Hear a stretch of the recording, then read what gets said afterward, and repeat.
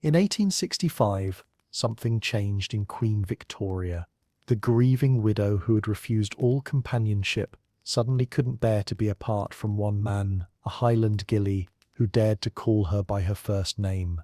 By 1866, the rumours were everywhere: midnight visits, private dinners, locked doors. But what really happened between Victoria and John Brown was so scandalous that the truth would be buried for over a century. The transformation began on a cold December morning at Balmoral Castle. Victoria had spent 4 years locked in mourning since Prince Albert's death, wearing nothing but black, avoiding public duties, and turning the British Empire into what critics called a republic in all but name. Her ministers despaired, her subjects grew restless. The monarchy itself seemed to be dying along with the Queen's spirit. But on this particular morning, something shifted in the very air of the Scottish Highlands. Victoria emerged from her private chambers earlier than she had in years, not for state business or royal obligations, but because she had heard the distinctive Highland accent of John Brown echoing through the castle corridors. The sound seemed to pierce through 4 years of impenetrable grief like sunlight breaking through storm clouds. Brown had been Albert's personal ghillie during their Highland holidays, a rough-hewn Scotsman who knew every deer track and salmon pool in the Cairngorms. He spoke with the kind of direct honesty that would have been considered treason from anyone else's lips. When Albert lived, Brown had been merely a colourful addition to their Scottish retreats, entertaining, useful, but ultimately forgettable. Now, in the shadow of Albert's death, he had somehow become indispensable. The court noticed the change immediately. Victoria, who had barely spoken above a whisper since 1861, was suddenly heard laughing, actually laughing, at Brown's irreverent stories. She began taking daily walks again, but only with Brown as her companion. She started eating proper meals, but only when Brown insisted she needed her strength. Most shocking of all, she began to care about her appearance again, choosing dresses that Brown had complimented and arranging her hair in ways that earned his approval. Historians still debate whether Victoria's attachment to Brown represented a desperate attempt to maintain some connection to Albert's memory, or if it signaled something far more dangerous to the established order. Brown had been present during Victoria and Albert's happiest times at Balmoral. He could tell stories about Albert that no one else knew, could recreate the atmosphere of those golden summer days when the royal couple had felt most free from the suffocating protocols of court life.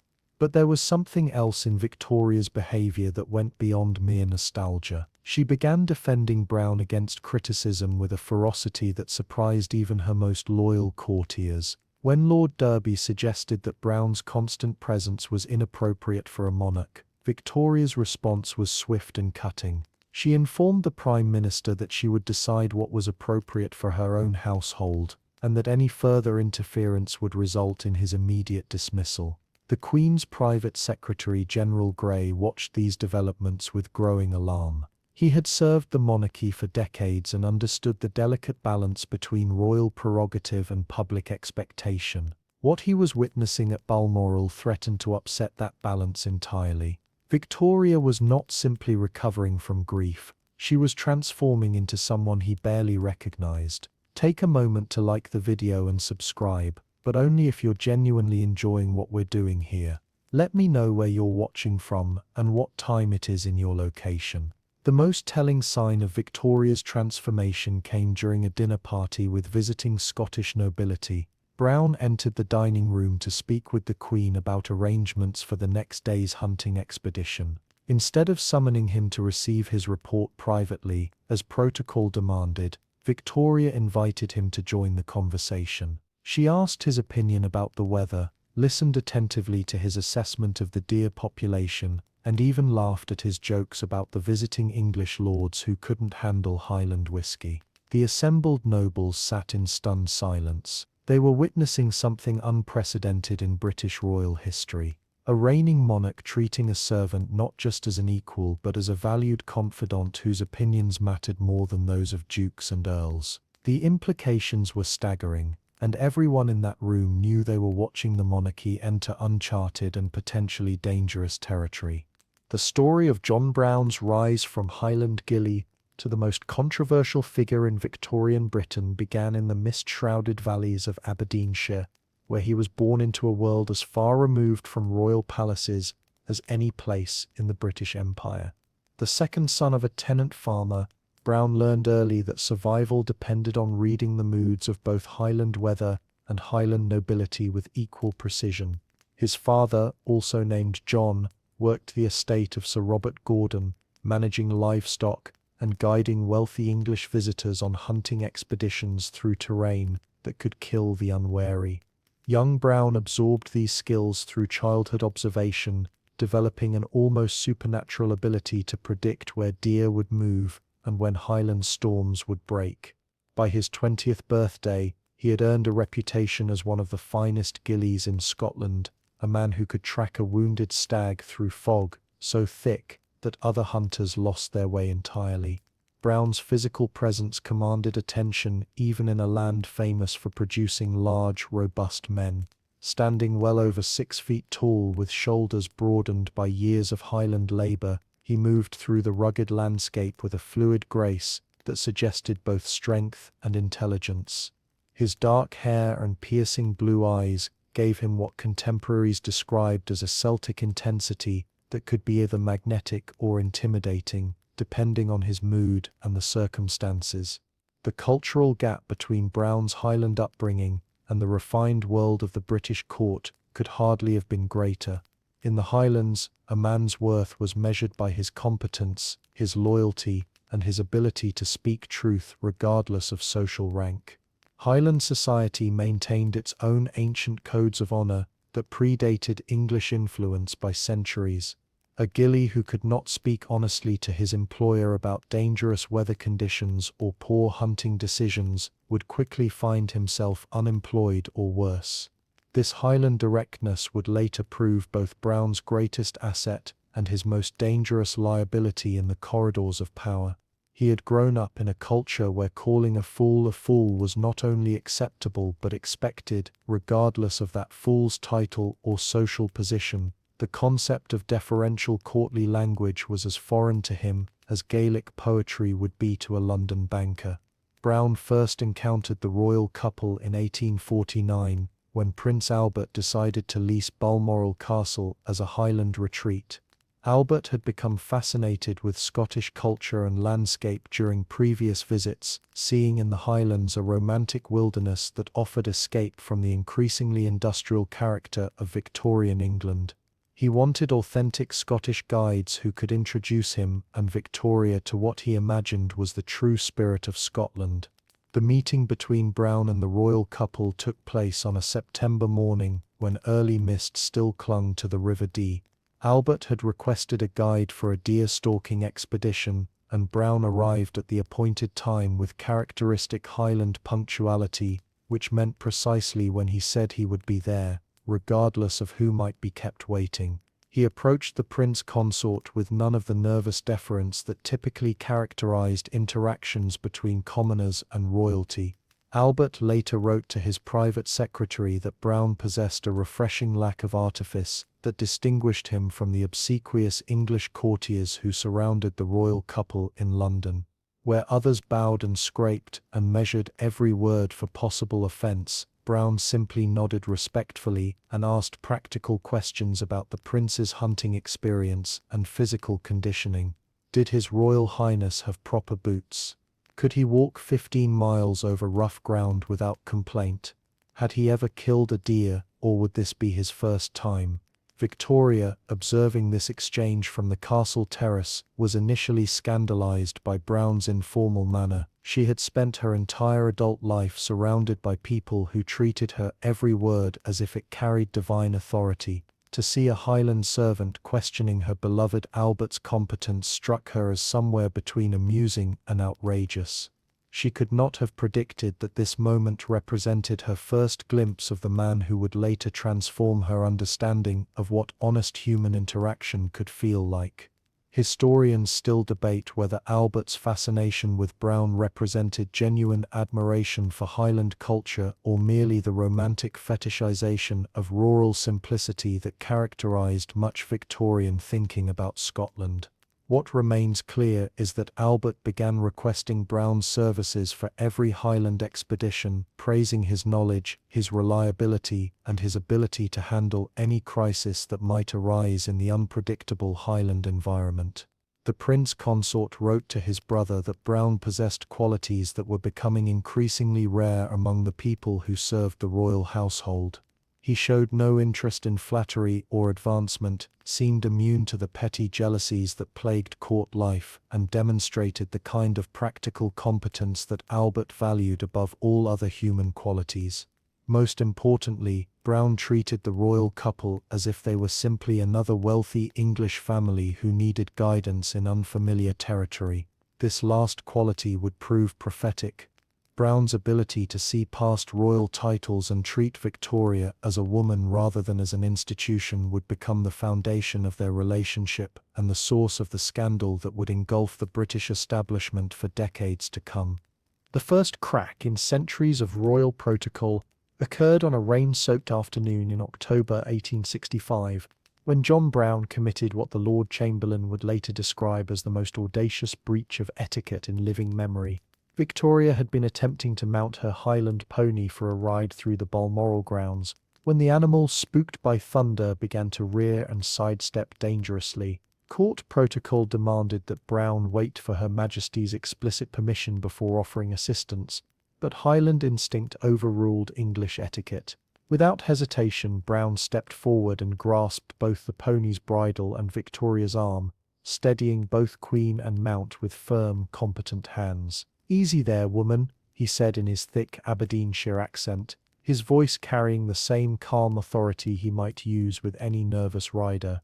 "The beast can smell your fear, and that's making him jumpy too." The assembled courtiers froze in horrified silence. Brown had not only touched the Queen without permission, he had addressed her as woman, a familiarity so unprecedented that several witnesses later claimed they must have misheard. Victoria herself seemed stunned, but not by outrage. For the first time in 4 years of suffocating royal sympathy, someone had spoken to her as if she were simply a human being rather than a sacred institution wrapped in mourning clothes. "You're quite right, Brown," Victoria replied, her voice steadier than it had been in months. "I was allowing my nervousness to affect the animal." She adjusted her seat in the saddle, and looked down at him with what observers described as the first genuine smile anyone had seen from her since Albert's death. "Thank you for your honesty." The incident marked the beginning of what palace officials would nervously refer to as the Highland arrangements,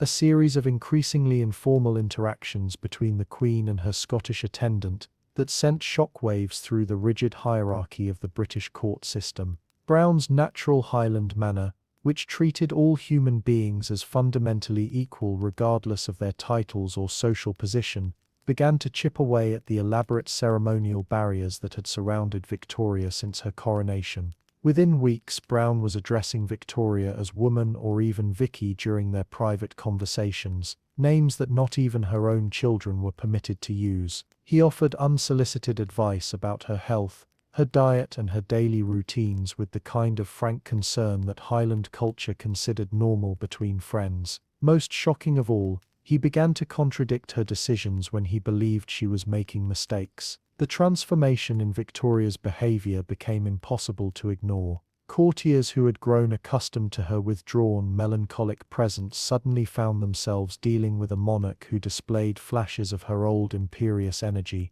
She began countermanding orders from her private secretaries if Brown disagreed with them. She rearranged her daily schedule to accommodate his suggestions about weather and outdoor activities. Most alarming of all, she started asking for his opinion on matters that had nothing to do with Highland estates or Scottish customs. General Grey, the Queen's private secretary, watched these developments with growing concern. During one particularly tense meeting in November 1865, he attempted to brief Victoria on a diplomatic crisis involving Prussia and Denmark. Victoria listened politely for several minutes before interrupting to ask what Brown thought about the situation. When Gray pointed out that foreign policy fell somewhat outside a ghillie's area of expertise, Victoria's response was swift and cutting. "Brown understands human nature better than most diplomats I've encountered," she replied with icy precision. "His judgment on character has proven remarkably accurate." The implication was clear. Gray's own judgment was being found wanting by comparison. The incident that truly scandalized the establishment occurred during a state dinner in December 1865. The German ambassador had been invited to Balmoral to discuss trade relationships between Britain and the emerging German states. Protocol demanded that such discussions take place in the formal dining room with full ceremonial service and rigid adherence to diplomatic etiquette. Brown entered the dining room during the soup course to inform Victoria that Highland weather patterns suggested an early winter storm approaching from the west. Instead of receiving this information privately through proper channels, Victoria invited Brown to join the conversation about German trade policy. She asked his opinion about the reliability of German merchants, listened thoughtfully to his stories about German tourists he had guided through Highland terrain, and even solicited his views on whether German character traits made them suitable long-term trading partners. Historians still debate whether Victoria's behavior represented a calculated challenge to established protocol or simply reflected her growing comfort with Brown's unconventional perspective on human affairs. What remains undeniable is that she was systematically elevating his status from servant to confidant, treating his opinions as more valuable than those of trained diplomats and experienced courtiers. The German ambassador later wrote to Berlin that he had witnessed something unprecedented in European royal courts, a reigning monarch who seemed to value the judgment of a Highland peasant above that of her own government ministers. His report described Victoria as a woman awakening from a long sleep, but awakening into a world where normal social distinctions no longer seemed to apply. That awakening would soon become the most dangerous threat to British royal tradition that the monarchy had ever faced. The first whispers began in the servants' quarters of Windsor Castle during the winter of 1866, when housemaids noticed that John Brown's quarters had been moved from the stables to the main castle, just 3 doors down from the Queen's private apartments. What started as idle gossip among palace staff quickly evolved into something far more dangerous when those whispers reached the ears of London's most influential political families. Lady Augusta Stanley, one of Victoria's ladies-in-waiting, recorded in her private diary the incident that transformed curiosity into scandal.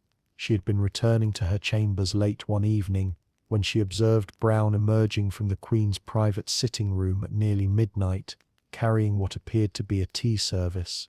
Victoria herself appeared in the doorway, still fully dressed despite the late hour, and the two engaged in a brief conversation conducted in voices too low for Lady Stanley to overhear. What struck her as most unusual was not the private meeting itself, but the familiar manner of their interaction. Brown placed his hand briefly on Victoria's shoulder as he spoke, a gesture of casual intimacy that would have been unthinkable between any other servant and the sovereign. Victoria not only permitted this contact but seemed to welcome it, leaning slightly into his touch in a way that suggested long-established comfort with such familiarity. Lady Stanley's account, shared in confidence with her closest friends, quickly spread through London's interconnected social networks. Within weeks, dinner-party conversations in Mayfair and Belgravia were dominated by speculation about the true nature of the relationship between Britain's widowed queen and her Highland attendant.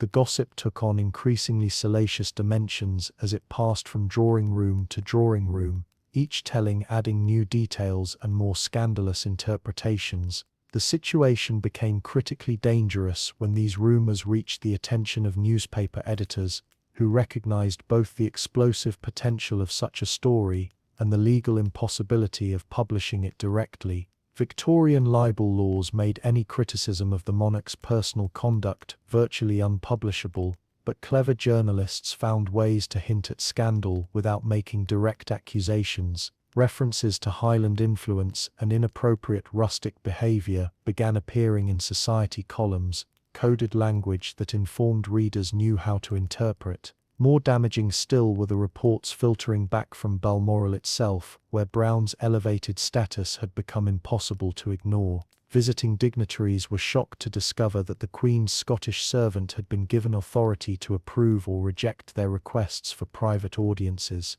Government ministers found themselves required to seek Brown's permission before approaching Victoria with urgent state business. Foreign ambassadors reported to their governments that British policy seemed to be influenced by the opinions of a man they described as the Queen's Highland oracle. The most explosive rumours centred around Brown's unprecedented access to Victoria's private apartments at all hours of the day and night. Unlike other servants who were required to request permission through elaborate chains of command, Brown could apparently enter the Queen's presence whenever he chose. Palace staff reported seeing him deliver correspondence directly to Victoria's bedroom door, share meals with her in private dining rooms, and accompany her on carriage rides, where they sat together like equals rather than maintaining the proper separation between sovereign and servant. What made these accounts particularly damaging was their ring of authenticity. Unlike the wild speculation that typically surrounded royal scandals,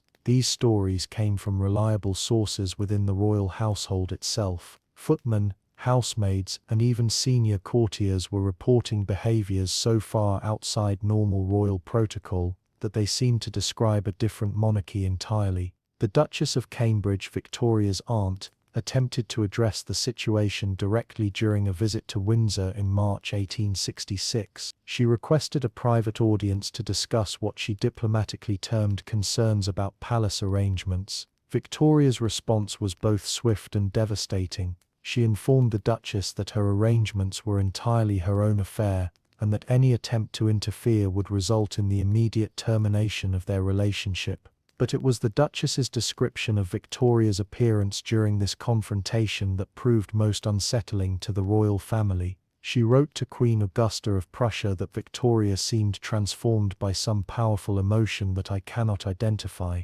The listless, grief-stricken widow had been replaced by a woman who displayed what the Duchess described as an intensity of feeling that borders on the unseemly. The political implications of these developments were becoming impossible to ignore. Lord Derby, the Prime Minister, began receiving reports from his own sources within the palace that corroborated the most disturbing rumours. Victoria was not simply recovering from grief, she was exhibiting behaviours that suggested emotional dependence on Brown that went far beyond any appropriate relationship between monarch and servant. By the summer of 1866, the whispers had evolved into organised concern. Secret meetings were held in Whitehall to discuss what government officials privately called the Highland problem. The question was no longer whether Victoria's relationship with Brown was inappropriate, but whether it had become dangerous enough to threaten the stability of the monarchy itself. The answer would come sooner than anyone expected, and it would shock even those who thought they understood the true extent of Victoria's transformation.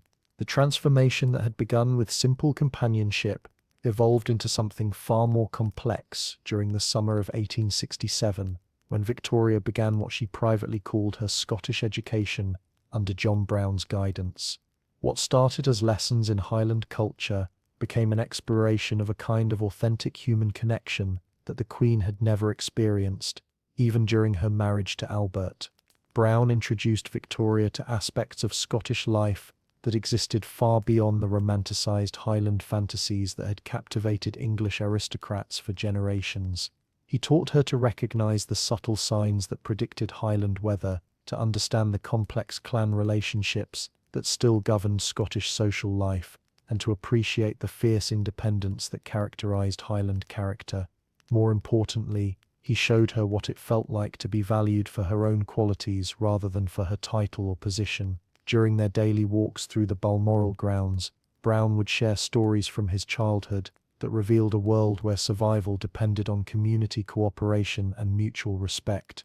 He described Highland gatherings where social rank mattered less than individual competence, where a tenant farmer's wisdom might carry more weight than a laird's opinion if that farmer had proven his judgment through years of successful harvests. These conversations opened Victoria's mind to possibilities that had been unimaginable within the rigid hierarchies of court life. For the first time since her coronation, she encountered someone who spoke to her without calculation, who valued her opinions based on their merit rather than their royal authority, and who offered the kind of honest friendship that her position had always made impossible. The change in Victoria's emotional state became evident in her correspondence with family members and government officials. Letters that had been formal and distant since Albert's death began to display flashes of warmth and humour that reminded recipients of the passionate young woman who had once scandalized Europe with her demonstrative affection for her German prince. She wrote to her daughter Vicky that she felt as if she were awakening from a long winter and discovering that life still held possibilities she had thought forever lost. But it was Victoria's physical transformation that provided the most compelling evidence of Brown's influence. The black mourning clothes that had become her uniform gradually gave way to darker colors that were not quite so stark. She began paying attention to her appearance again, choosing dresses that flattered her figure and arranging her hair in styles that Brown had admired. Most significantly, she started carrying herself with something approaching her old regal bearing, as if Brown's respect for her as a woman had restored her confidence in herself as a queen. The private moments between Victoria and Brown took on an intimacy that would have been shocking if fully understood by contemporary observers. He became her confidant for fears and anxieties that she could share with no one else, listening patiently as she worked through her guilt about surviving Albert, her concerns about her children's futures, and her growing awareness that her long isolation had damaged both her health and her reign. Brown's responses to these confidences revealed a depth of psychological insight that surprised even Victoria herself. He understood intuitively that her grief had become a prison that she was afraid to leave because doing so might seem like a betrayal of Albert's memory. With characteristic Highland directness, he told her that Albert would have wanted her to live fully rather than to die slowly in his honor. These conversations often took place during evening hours when the formal business of the court had ended, and Victoria could allow herself to be simply a woman seeking comfort and understanding. Brown would sit with her in her private sitting room, sometimes for hours, offering the kind of patient attention that had been absent from her life since Albert's death. They would discuss everything from Scottish folklore to British politics, from her childhood memories to her hopes for the future. What made these exchanges particularly precious to Victoria was Brown's complete lack of agenda. Unlike courtiers who sought advancement, politicians who wanted influence, or family members who needed favors, Brown seemed content simply to offer his companionship without expecting anything in return. This selflessness created a space where Victoria could explore aspects of her personality that royal protocol had always suppressed. The emotional bond between them deepened into something that Victoria herself struggled to define. It was not the romantic passion she had felt for Albert, nor was it merely friendship as commonly understood. Instead, it represented a form of human connection that transcended conventional categories, a relationship based on mutual respect, genuine affection, and the rare comfort of being completely understood by another person. By the autumn of 1867, Victoria had begun referring to Brown in her private diary as my dear friend and my most trusted companion. She wrote that his presence had become as essential to her daily happiness as sunlight was to the Highland landscape they both loved. What she did not yet understand was that this happiness would soon make her the target of the most vicious campaign of character assassination in British royal history. The British government's first official acknowledgement of what ministers privately termed the Brown Crisis came during a cabinet meeting in September 1867, when Lord Derby received a report from the palace that would fundamentally alter the relationship between the Crown and the state. Victoria had informed her private secretary that she would no longer accept any criticism of John Brown's position in her household, and that any government minister who questioned her domestic arrangements would find himself immediately dismissed from royal service. This ultimatum represented an unprecedented challenge to the delicate balance that had governed British constitutional monarchy for centuries. The Crown's authority derived from public respect and political consensus, both of which could be destroyed by scandal. Derby understood that Victoria's defiance was not merely a personal matter, but a threat to the entire system of government that depended on maintaining the monarchy's reputation above reproach. The Prime Minister's response was swift and coordinated. He authorized the creation of what would later be known as the Highland Committee, a secret group of senior officials tasked with developing strategies to neutralize Brown's influence without directly confronting the Queen. The committee included representatives from the Foreign Office, the Home Office, and the royal household itself, all united by their conviction that Victoria's relationship with Brown represented a clear and present danger to British institutions. Their first strategy involved a careful campaign to isolate Brown from sources of information and influence within the palace. Key servants were reassigned to positions where they could not observe or report on the Queen's activities. Brown's access to official correspondence was restricted through bureaucratic maneuvers that appeared routine but effectively cut him off from knowledge of government business. Most importantly, his movements were carefully monitored to document any behavior that might be used against him later. Simultaneously, the committee began cultivating alternative sources of influence over Victoria's decisions. They identified courtiers and family members who still maintained the Queen's trust and encouraged them to express concerns about Brown's growing prominence. Princess Alice, Victoria's second daughter, was particularly useful in this regard, as her position as a devoted child gave her unique authority to question her mother's judgment without triggering the defensive reactions that government criticism inevitably provoked. The committee's most sophisticated operation involved a systematic campaign to undermine Brown's reputation within the broader royal household. Stories were circulated about his drinking habits, his crude manners, and his inappropriate comments about other members of the royal family. These rumors, carefully crafted to contain just enough truth to be believable, gradually created an atmosphere of suspicion around Brown that made other servants reluctant to associate with him. Foreign governments were discreetly informed that Brown's influence over Victoria was a temporary aberration that would soon be corrected. Ambassadors were assured that British foreign policy remained unchanged despite the unfortunate domestic complications that were affecting palace protocol. These communications were designed to prevent international speculation about Britain's political stability while domestic solutions were being implemented. The committee's most dangerous strategy involved attempts to document evidence of improper behavior between Victoria and Brown that could be used to force his dismissal if other methods failed. Private investigators were hired to examine his background for any information that might be used against him. His correspondence was intercepted and analyzed for evidence of conspiracy or inappropriate intimacy. Even his financial records were scrutinized to determine whether he was receiving payments or gifts that exceeded his official salary. These investigations revealed Brown to be frustratingly clean of any conventional scandal. His personal life was remarkably simple, his financial affairs were transparent, and his behavior, while unconventional, remained within the bounds of legality. The investigators found no evidence of financial corruption, sexual impropriety, or political conspiracy. Brown appeared to be exactly what he seemed, a Highland servant who had somehow gained the complete trust and affection of the British Queen. This discovery forced the committee to confront an uncomfortable truth. Their assumption that Brown must be manipulating Victoria for personal gain proved to be false. The relationship appeared to be based on genuine mutual affection and respect, which made it far more dangerous to the established order than any simple case of corruption would have been. A corrupt servant could be exposed and dismissed, but a beloved companion could only be destroyed through character assassination that might permanently damage Victoria herself. The committee's frustration with conventional approaches led to increasingly desperate measures.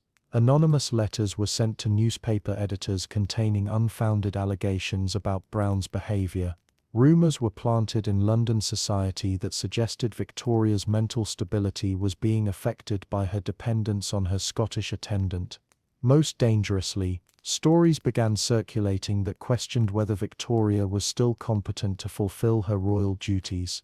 These escalating attacks would soon provoke a response from Victoria that shocked even those who thought they understood the depth of her transformation. The committee had underestimated both the strength of her attachment to Brown and her willingness to use every weapon in the considerable arsenal of royal power to protect him. The battle for control of the British monarchy was about to enter its most dangerous phase. Victoria's declaration of war against her own government came in the form of a letter that would be remembered as one of the most defiant documents in the history of British constitutional monarchy. Written in her own hand on the morning of December 15, 1867, it was addressed to Lord Derby, but clearly intended for every member of the political establishment who had dared to question her relationship with John Brown. "I will not tolerate interference in my personal affairs from any quarter," she wrote with characteristic directness. "Mr. Brown enjoys my complete confidence, and any attempt to undermine his position will be regarded as an attack upon the Crown itself. Those who persist in such behaviour will discover that a British sovereign retains considerable power when forced to defend herself against disloyalty masquerading as concern." The threat was unmistakable and unprecedented. Victoria was prepared to use the full authority of her position to protect Brown, regardless of the political consequences. She followed this declaration with a series of actions that demonstrated her complete commitment to this course. Brown was officially promoted to personal attendant to the Queen, a newly created position that placed him outside the normal hierarchy of royal servants and gave him direct authority over Victoria's daily schedule. More provocatively, Victoria began including Brown in state functions where his presence violated centuries of established protocol. During a reception for foreign diplomats in January 1868, Brown stood beside Victoria's chair as she received formal presentations from representatives of European powers. His Highland dress and obvious comfort in these rarefied surroundings sent a clear message that the Queen's relationship with her Scottish attendant had moved far beyond conventional boundaries. The political establishment's response was swift and coordinated. A delegation of senior ministers requested an urgent meeting with Victoria to discuss what they termed constitutional concerns arising from recent changes in palace protocol. Victoria agreed to receive them, but only with Brown present as her personal advisor. The resulting confrontation became legendary among those who witnessed it. Lord Derby opened the discussion with carefully diplomatic language about the need to maintain public confidence in royal institutions. He suggested that certain informal arrangements might be misunderstood by the press and the public, potentially damaging the monarchy's reputation. Victoria listened in icy silence until Derby finished his presentation, then delivered a response that left no doubt about her position. "Gentlemen," she began with devastating calm, "I have spent my entire adult life sacrificing personal happiness for the demands of this crown. I have endured criticism, loneliness, and grief in service to this nation. Now, when I have found companionship that brings me comfort and strength, you dare to suggest that I abandon it for the sake of appearances. I will not do so." She rose from her chair, forcing the ministers to stand as protocol demanded, and continued with increasing intensity, "Mr. Brown has proven his loyalty through years of faithful service. He asks nothing of me except the privilege of ensuring my safety and well-being. If you cannot understand why I value such devotion, then you understand nothing about leadership or human nature." The ministers attempted to clarify that their concerns were institutional rather than personal, but Victoria cut them short with a gesture that one witness described as magnificently imperious. She informed them that any further discussion of this matter would constitute interference with royal prerogative and would result in immediate consequences. Those consequences became clear over the following weeks as Victoria systematically demonstrated her willingness to use every constitutional weapon at her disposal. Ministers who had criticized Brown found their requests for audiences delayed or denied entirely. Government recommendations for honors and appointments were rejected without explanation. Most dramatically, Victoria began threatening to withhold royal assent from legislation unless the attacks on Brown ceased immediately. This last threat crossed a line that had not been approached since the constitutional crises of the 17th century. Royal assent had become a formality, expected to be granted automatically to any legislation passed by Parliament. Victoria's suggestion that she might revive the Crown's ancient right to veto parliamentary decisions sent shockwaves through the entire British political system. The crisis deepened when Victoria began using Brown as an intermediary for communications with government officials. Ministers arriving for audiences would find themselves dealing with Brown rather than with established palace channels. He would deliver Victoria's responses to their proposals, convey her reactions to political developments, and even offer his own opinions on matters of state policy. This arrangement violated every precedent for how British government was supposed to function. The constitutional monarchy depended on clear separation between the Crown's ceremonial role and the government's executive authority. By inserting Brown into this relationship, Victoria was creating a new centre of power that existed outside established constitutional structures. The most dangerous moment came when Brown began attending Privy Council meetings at Victoria's insistence. The Privy Council, composed of senior government ministers and royal advisers, had functioned for centuries as the formal mechanism through which the Crown exercised its constitutional duties. Brown's presence transformed these proceedings from governmental formalities into personal statements about Victoria's priorities and loyalties. Lord Derby later wrote that watching Brown participate in Privy Council discussions felt like witnessing the collapse of everything that had made British government stable and predictable. The sight of a Highland ghillie offering opinions on imperial policy while seated at the same table as the Archbishop of Canterbury and the Lord Chancellor seemed to symbolize the complete breakdown of traditional authority. The systematic destruction of evidence began in the winter of 1869, when it became clear that Victoria's defiance was not a temporary aberration, but a permanent transformation that threatened to reshape the British monarchy according to her own revolutionary vision. The decision to begin what palace officials euphemistically called archival reorganization was made during a secret meeting at the Foreign Office, where senior government ministers concluded that future historians must never be allowed to understand the full extent of Brown's influence over the Crown. The operation was coordinated by Sir Arthur Helps, Victoria's private secretary, working in collaboration with representatives from every major government department. Their task was to identify and eliminate any documentary evidence that might reveal the true nature of Victoria's relationship with Brown or the constitutional crisis it had precipitated.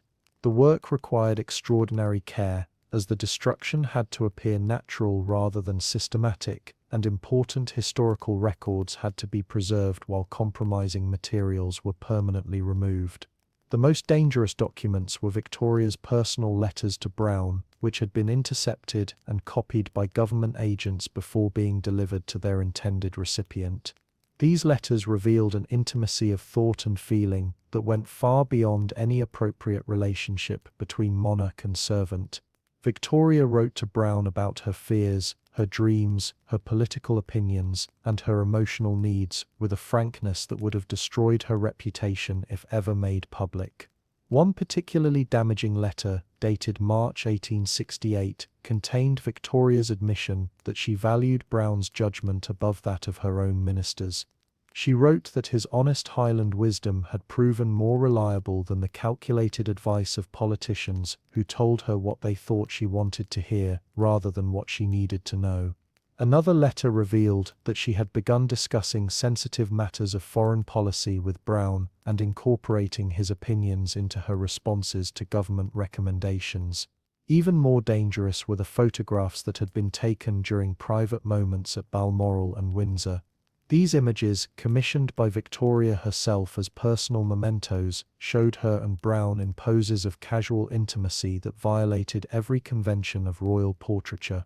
In one particularly compromising photograph, Victoria sits beside Brown on a stone garden bench, her hand resting naturally on his arm, while he looks directly into the camera with an expression of confident familiarity.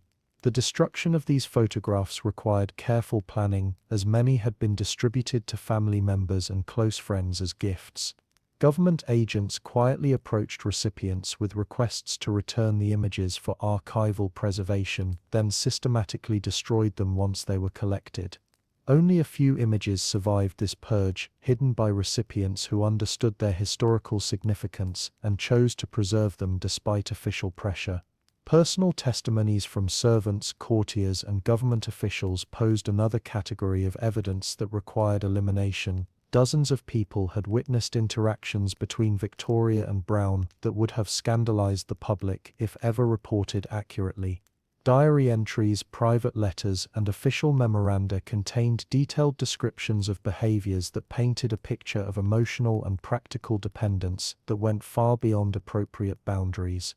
The suppression of these testimonies involved a combination of financial incentives, career advancement opportunities, and subtle threats.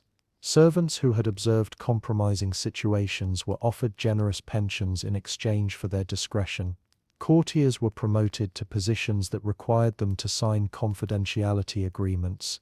Government officials were reminded that their future careers depended on their ability to keep state secrets, a category that now included anything related to the Queen's personal relationships.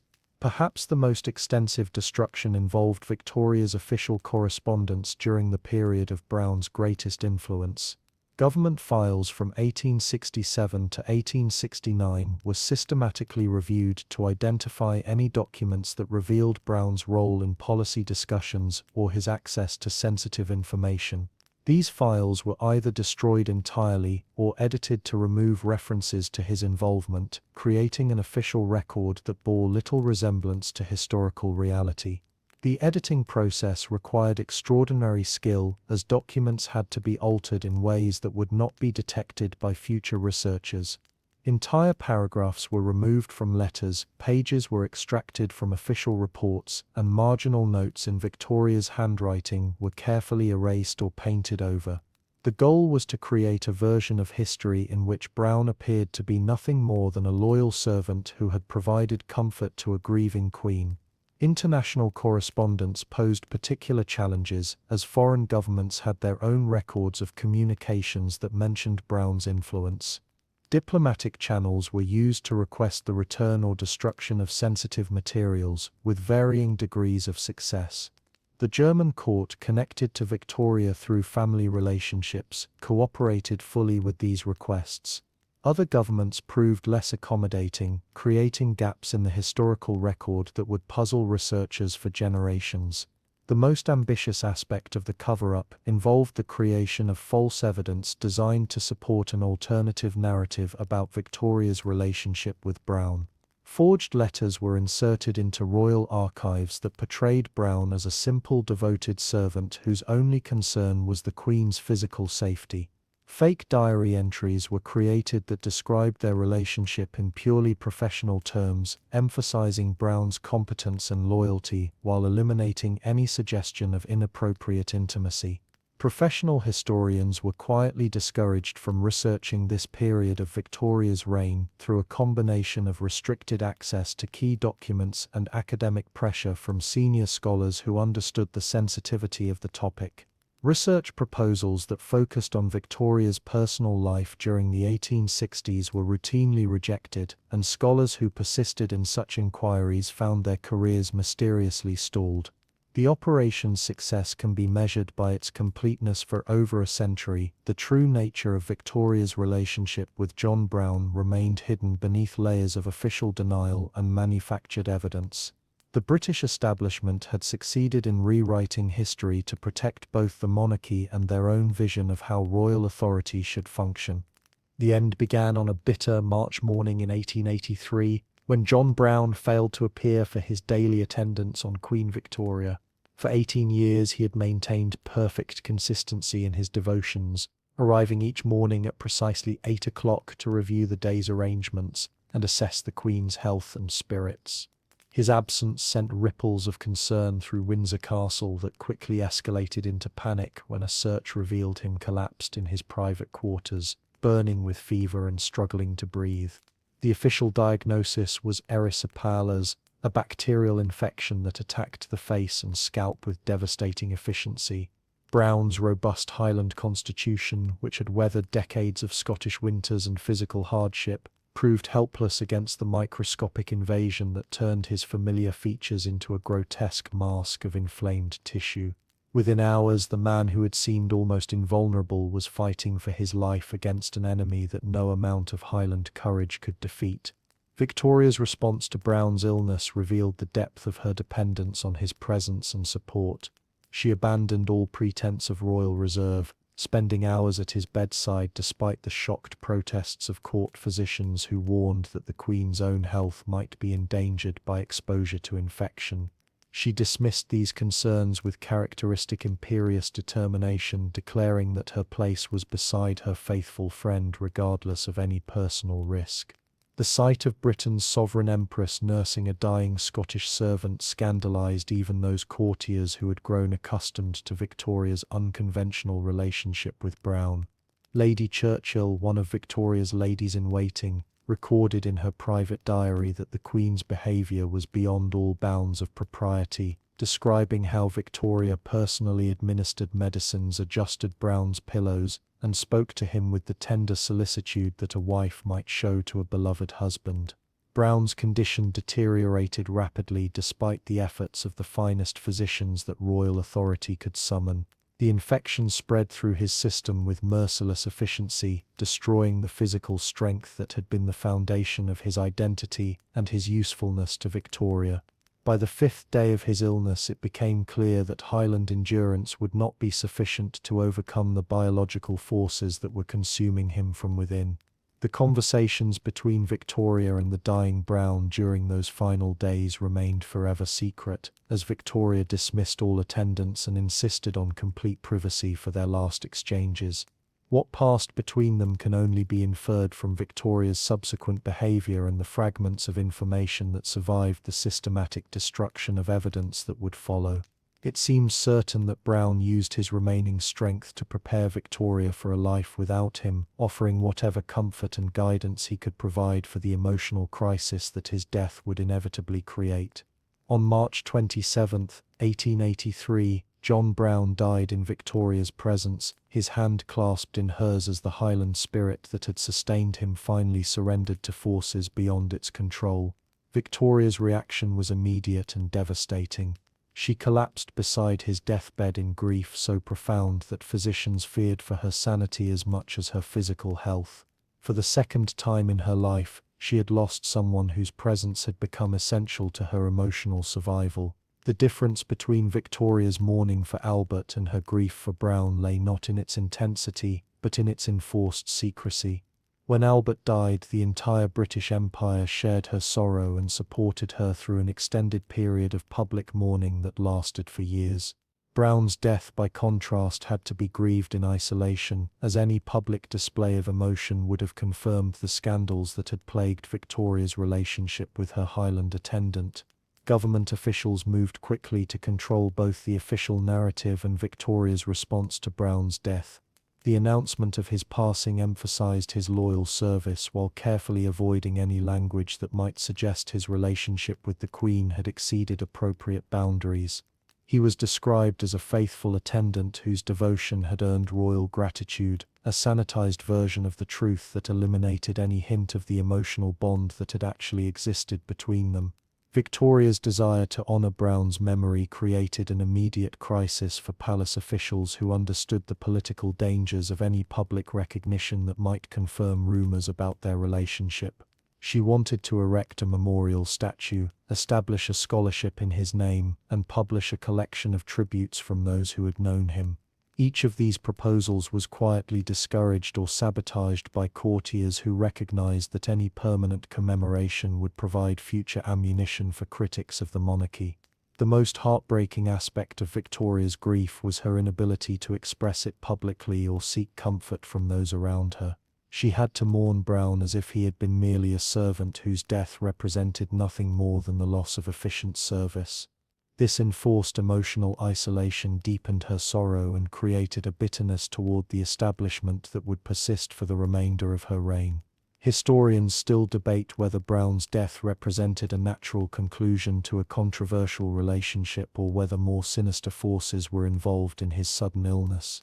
The bacterial infection that killed him was common enough, but the timing of his death, just as government pressure to remove him from Victoria's service had reached critical levels, raised questions that would never be satisfactorily answered. What remains certain is that Browne's death solved the constitutional crisis that his presence had created while simultaneously breaking something essential in Victoria's spirit that would never fully heal. The final chapter of the Brown affair began within hours of his death, as government officials implemented what they called Operation Restoration, a comprehensive campaign to erase John Brown from British history and return the monarchy to what they considered its proper constitutional role. The operation's success would be so complete that future generations would know Brown, if at all, as nothing more than a footnote in Victoria's long reign. Victoria's initial resistance to this historical revisionism was fierce and uncompromising. She demanded that Brown be buried with full honours befitting his service to the crown, that his grave be marked with a monument celebrating his devotion, and that his contributions to her well-being be formally acknowledged in official palace records. Each of these requests was met with polite but firm opposition from courtiers who understood the political necessity of minimizing Brown's historical footprint. The battle over Brown's funeral became symbolic of the larger struggle between Victoria's personal desires and the establishment's institutional priorities. Victoria wanted a ceremony at Windsor that would acknowledge Brown's unique position in her household and his importance to her personal happiness. Palace officials insisted on a simple Highland burial that would emphasize his origins as a Scottish servant rather than his role as royal confidant. The compromise that was eventually reached satisfied no one but achieved the government's primary objective of preventing any public ceremony that might confirm the rumours that had surrounded Victoria's relationship with Brown. He was buried in Scotland with modest honours that acknowledged his service without suggesting it had been anything extraordinary. Victoria was represented at the ceremony by proxy, officially prevented from attending by the demands of state business, but actually kept away to avoid any display of grief that might be misinterpreted. Victoria's attempts to preserve Brown's memory through written tributes were systematically frustrated by the same officials who had orchestrated the cover-up of their relationship. She began work on what she privately called a true account of Brown's service and character, intending to publish it as a memorial volume that would set the historical record straight. The manuscript was quietly suppressed before it could reach any publisher, and surviving fragments were destroyed along with other compromising documents. Even Victoria's private grief was subjected to official management. Her personal correspondence was monitored to ensure that she did not write anything about Brown that might later prove embarrassing if intercepted or published. Her diary entries were reviewed by trusted courtiers who had been instructed to discourage any extended reflections on Brown's death or its impact on her emotional state. The transformation of Victoria's public image during the years following Brown's death represented one of the most successful exercises in political manipulation in British history. The controversial Queen who had defied constitutional convention to protect her Highland attendant was gradually replaced by the dignified grandmother of Europe, whose later reign would be remembered for imperial expansion and constitutional stability. This rehabilitation required careful management of Victoria's public appearances and official statements. She was encouraged to focus on imperial ceremonies, family celebrations, and charitable activities that reinforced traditional images of royal authority and maternal benevolence. Any tendency to discuss her earlier conflicts with the government was diplomatically redirected towards safer topics that posed no threat to the monarchy's reputation. International cooperation was essential to the success of this historical revision. European courts were quietly informed that references to the Brown controversy were no longer welcome in diplomatic correspondence or social conversation. Foreign diplomats were warned that any mention of Victoria's previous domestic difficulties would be regarded as interference in British internal affairs and would damage their relationships with the British government. The press played a crucial role in cementing the official narrative about Brown's place in royal history. Editors were encouraged to publish accounts that portrayed him as a loyal but unremarkable servant, whose devotion had been appreciated but never inappropriate.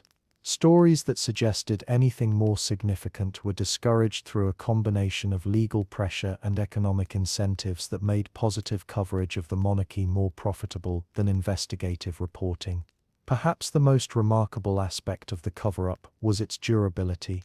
The false narrative created in the 1880s persisted well into the 20th century, with historians and biographers accepting the sanitized version of events that government officials had constructed. Even scholars with access to royal archives found that key documents had been removed or edited to support the official story. The few individuals who possessed personal knowledge of the truth were systematically silenced through a combination of financial rewards and social pressure.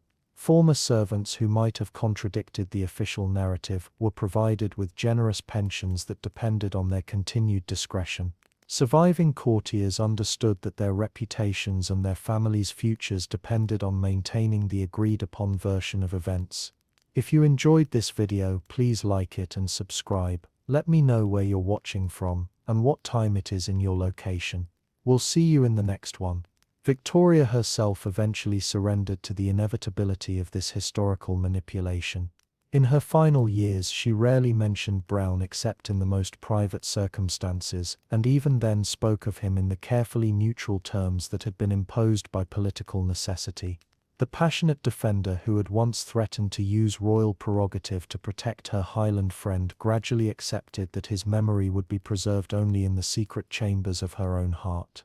The success of Operation Restoration can be measured by its longevity for more than a century. The true nature of Victoria's relationship with John Brown remained buried beneath layers of official denial and manufactured evidence. Only in recent decades have historians begun to uncover fragments of the truth, revealing glimpses of a royal romance that shook the foundations of British constitutional government and demonstrated that even queens are ultimately only human beings seeking love and understanding in a world that values power above all else.